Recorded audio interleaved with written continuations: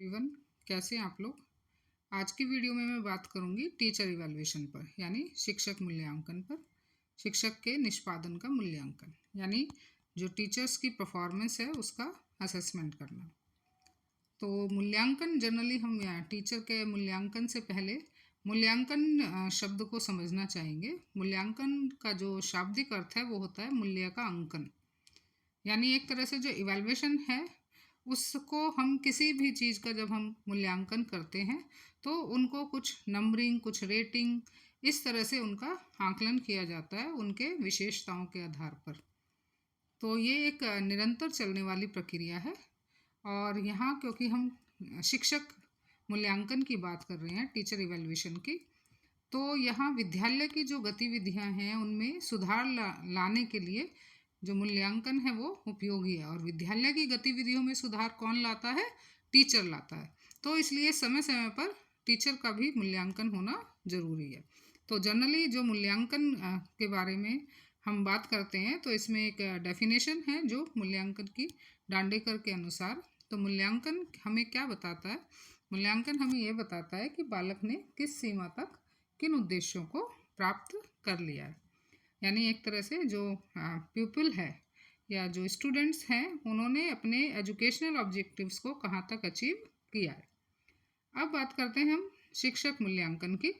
तो शिक्षक मूल्यांकन का अगर मैं मीनिंग कहूँ तो शिक्षक मूल्यांकन वह प्रोसेस है जिससे कि हमें यह पता चलता है कि शिक्षक के रूप में किस स्तर की भूमिका निभाई जा रही है, अर्थात एक शिक्षक के रूप में उसके द्वारा अपने कर्तव्य और उत्तरदायित्वों किस प्रकार से निभाए जा रहे हैं।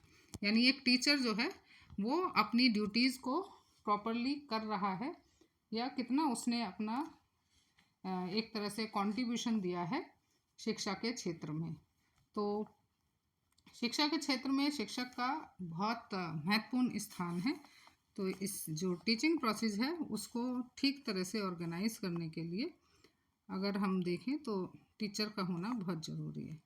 जनरली हम देखें, अगर हम एक एग्ज़ाम्पल लें कि जो टीचर जो है वो एक तरह से वो नाविक है, और यहाँ पर विद्यार्थी को अगर हम नौका का नाम दें तो उस विद्यार्थी रूपी जो नौका है उसका जो भविष्य है वो किस पर है? शिक्षक रूपी नाविक पर ही डिपेंड करता है। यानी जैसे कि आप किसी बाग बगीचे में जाते हैं तो वहाँ पर उसकी जो शोभा है वो सुंदर फूलों से या हरी हरी घास से, इससे ही होती है। इसी प्रकार से विद्यालय की शोभा भी उसके अंदर फैसिलिटीज़ क्या हैं, उसके अंदर फर्नीचर अच्छा है, भवन अच्छा है, प्रॉपर प्लेग्राउंड भी है। तो इससे ही केवल उसकी शोभा नहीं होती है, बल्कि जो वहाँ के जो टीचर हैं अगर वो कर्मठ हैं, हार्ड वर्कर्स हैं, स्किल्ड हैं, एक्टिव हैं, तो वही उस स्कूल का भी आगे उसको तरक्की कराते हैं और अपनी भी तरक्की करते हैं, और इसी से ही विद्यालय का नाम होता है। तो यहाँ मूल्यांकन शब्द जो है, अब ये इसमें क्वेश्चन आता है कि या एक क्वेश्चन ये रेज होता है कि टीचर के इवैल्यूएशन की ऑब्जेक्टिव्स क्या हैं, कौन से ऑब्जेक्टिव्स को लेके टीचर का इवैल्यूएशन किया जाता है। तो यहाँ टीचर के ऑब्जेक्टिव्स को टीचर के इवैल्यूएशन के ऑब्जेक्टिव्स को मैंने डिफरेंट पॉइंट्स में लिखा है, जो कि आपको याद करने में भी और आपको एग्ज़ाम में कम समय में ज़्यादा लिखने में भी हेल्प करेगा। तो यहाँ जैसे बहुत सारे ऑब्जेक्टिव्स हैं, जैसे टीचर का यहाँ पर development in learning teaching learning process, यानी अध्यापक की जो शिक्षण अधिगम प्रक्रिया है उसमें उसका विकास में ये हेल्प करता है। दूसरा, identify the initiation of a teacher, किसी भी अध्यापक का कि एक तरह से पहलशीलता को पहचानना।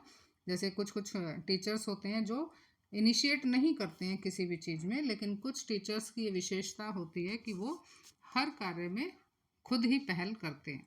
तो इवैल्यूएशन के थ्रू ये टीचर की क्वालिटी को हम आइडेंटिफाई कर सकते हैं।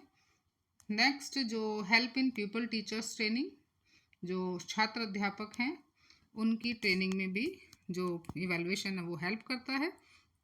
Help in solving the teaching problems, यानी शिक्षण के दौरान जो भी प्रॉब्लम्स आ रही हैं या जो कमियां आ रही हैं उनको दूर करने में भी ये हेल्प करता है।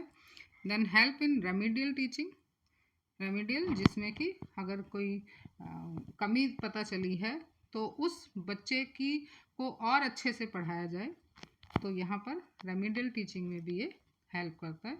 Help in the promotion of teachers, teacher के प्रमोशन में हेल्प करता है, यानी उनकी जो आगे और उनका सैलरी स्केल बढ़ना, उनके पद को बढ़ाना, इन सब में भी ये हेल्प करता है। जैसा अगर इवैल्यूएशन के बाद टीचर के जो अच्छी रेटिंग आती है तो उस हिसाब से उनका ये प्रमोशन होता है।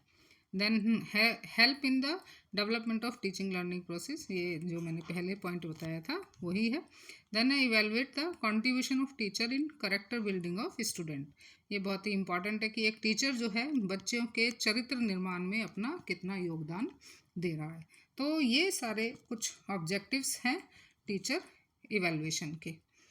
तो अब इसके बाद जो हेडिंग आती है वो है शिक्षण मूल्यांकन की विधियाँ, यानी मेथड्स फॉर टीचर्स इवेलुएशन। एक टीचर के इवेलुएशन के लिए कौन कौन से मेथड्स को यूज़ कर सकते हैं। तो फर्स्ट है मेथड ऑफ रैंकिंग, देन इसके बाद है पेयर्ड कंपैरिजन मेथड, फिर प्रश्नावली क्वेश्चनरी, देन ग्राफिक इवेलुएशन, और इसके बाद है चेकलिस्ट रेटिंग। तो मेथड्स ऑफ रैंकिंग का मतलब है कि एक तरह से इसमें जो मूल्यांकन कर रहे हैं हम, जो क्वालिटीज़ को रेटिंग करने के लिए हम एक तरह से स्केल डिसाइड करते हैं अकॉर्डिंग टू देयर कैरेक्टरिस्टिक्स, या जो क्वालिटीज़ एक टीचर में होनी चाहिए। तो उसमें जो गुड, बेटर, बेस्ट या एक्सीलेंट या एवरेज या सेटिस्फैक्ट्री, इस तरह से बच्चे रेटिंग दी जाती है, और यहाँ पर ये श्रेणी सूचक विधि है। दूसरा जो है वो है कंपैरिजन मेथड।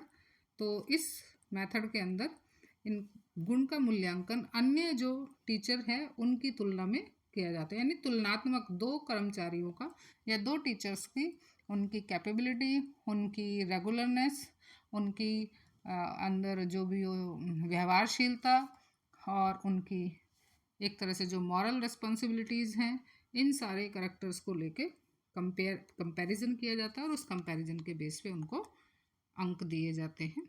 देन इसके बाद जो प्रश्नावली क्वेश्चनरी मेथड, इस मेथड में टीचर्स को के एक क्वेश्चनरी तैयार की जाती है, और उसमें उनकी एक तरह से जो भी उनके जो क्वेश्चनरी में क्वेश्चंस हैं जो उनके इवैल्यूएशन के लिए सेट किए गए हैं, वहाँ उसमें प्लस और माइनस या उत्तर हाँ या ना में दिए जाते हैं, तो उसके बेस पर भी इवैल्यूएशन किया जाता है। इसके बाद जो है ये रेखांकित मूल्यांकन ग्राफिकल इवैल्यूएशन स्केल।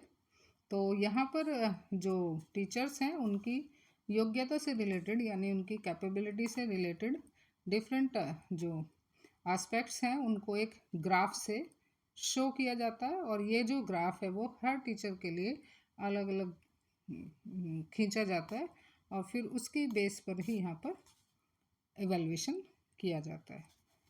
देन जो लास्ट मेथड है वो है जांच सूची, यानी चेकलिस्ट रेटिंग। तो चेकलिस्ट रेटिंग में जो ग्राफ है, जो इसमें क्या है, कुछ पॉइंट्स को एक लिस्ट तैयार की जाती है, और उन्हीं पॉइंट्स को के बेस पर लास्ट में उसको इवैल्यूएशन किया जाता है। यानी हर किसी जो टीचर की है या डिफरेंट टीचर्स के लिए डिफरेंट चेकलिस्ट जो है वो बनाई जाती है, और उसके बेस पर जो है इवैल्यूएशन किया जाता है। तो इस तरह से ये कुछ मेथड्स हैं टीचिंग इवैल्यूएशन के, टीचर इवैल्यूएशन के। और लास्ट में जो एक मेथड है वो है स्टूडेंट्स एग्जामिनेशन रिजल्ट, यानी अध्यापक द्वारा पढ़ाए गए छात्रों का परीक्षा पर। तो जनरली ये माना जाता है कि अगर टीचर अच्छा पढ़ा रहा है तो उसका रिजल्ट भी, उसके स्टूडेंट का रिजल्ट भी अच्छा आता है। तो अगर रिजल्ट अच्छा आ रहा है तो इट मीन्स उस टीचर को अच्छा कहा जाता है या उसे रेटिंग अच्छी मिलती है।